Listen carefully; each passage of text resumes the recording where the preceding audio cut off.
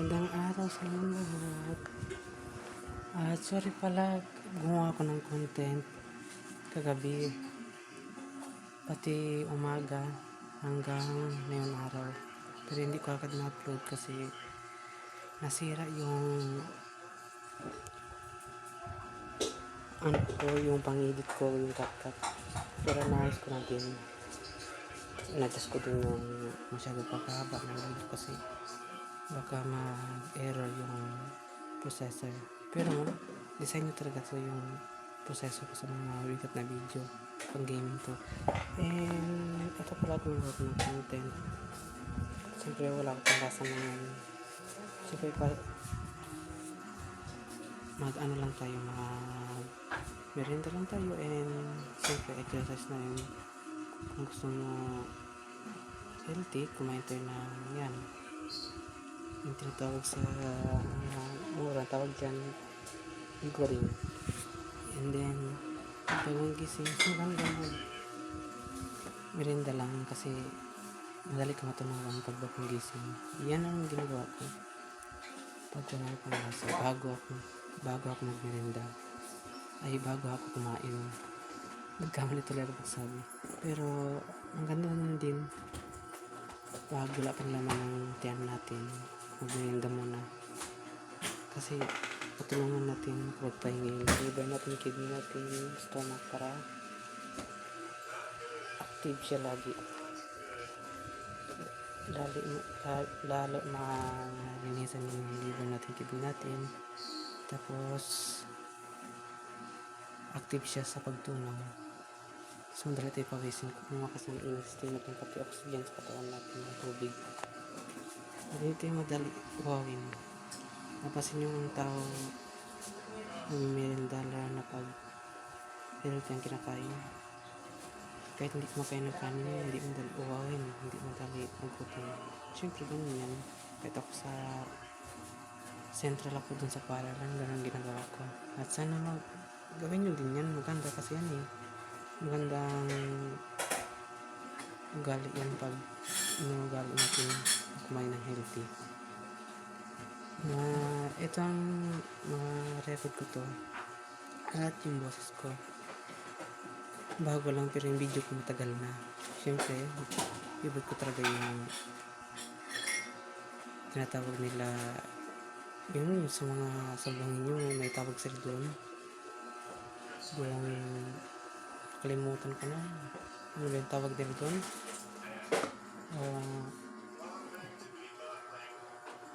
sap-sap, iwan ko kung sap yung talagang tawag nila o yung talagang totoong lingwahe. Kasi sa Tagalog ano yan eh, paksyo. Yan lang kinakain ko. Maganda naman yan. At maganda sa kalusugan, syempre. And then ang boses ko hindi edited. Mas maganda na pasanay kayo kung sino mas makilala niyo, hindi kayo magduda.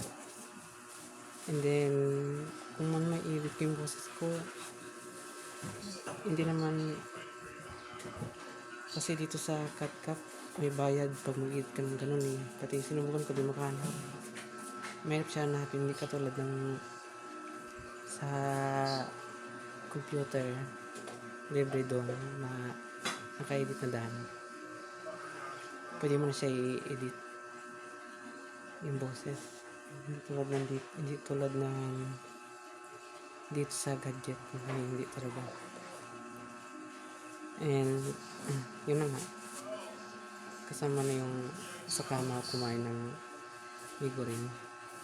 Masarap talaga to, dito natatanggihan ng lahat, lalo na kadamihan ng mga tao na yun ang mga hilig. Huwag kayo ng pandesal, may pansit, nakapanghilig ko, ganun, at manhang, wala na. May lahi din kami nga po. Siyempre mahilig kayo sa mga manhang. Nagmana ako sa nanay ko eh, ganun yan. And then yun lang, ingatan lang yung kalusugan lang sa tag-init ng panahon na at ugaliin mag inom ng tubig kumpara sa pagkain ng mga lifestyle katulad ng mga halo-halo, huwag natin sanayin dyan, hindi yan health sa katawan. Lalo yung magic sugar, nakakasira ang katawan, poison ng katawan eh. Ugaliin natin kumain ng mustansya o kumari prutas, apple, para hindi ka ma-dehydrate. Yan ang ginagawa ko, init, uwaw na talaga ako sa paaralan, pero ang ginawa ko kain ako ng prutas. Nung wala ang uwaw ko, effective yun at mas maganda, diba? Kaya naisip mo diba ang bagay na yun? Sana naisip mo yung bagay na yun dahil magandang bagay na yun sa kalusugan natin at mabuti sa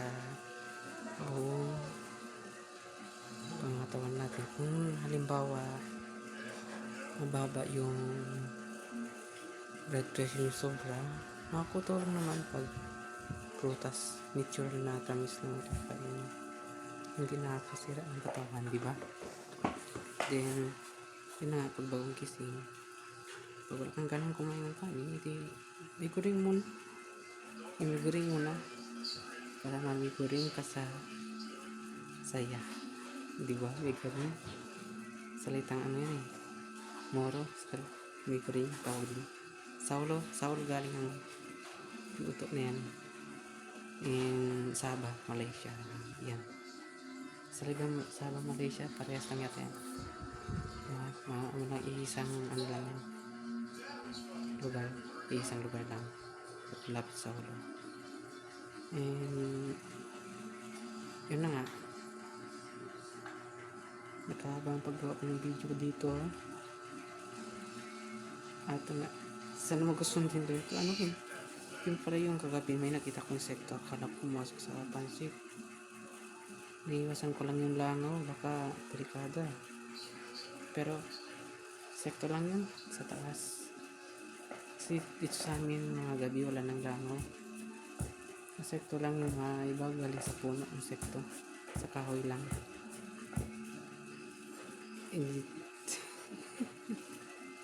Tiniteleport ko yung pagkain ha. Inedit.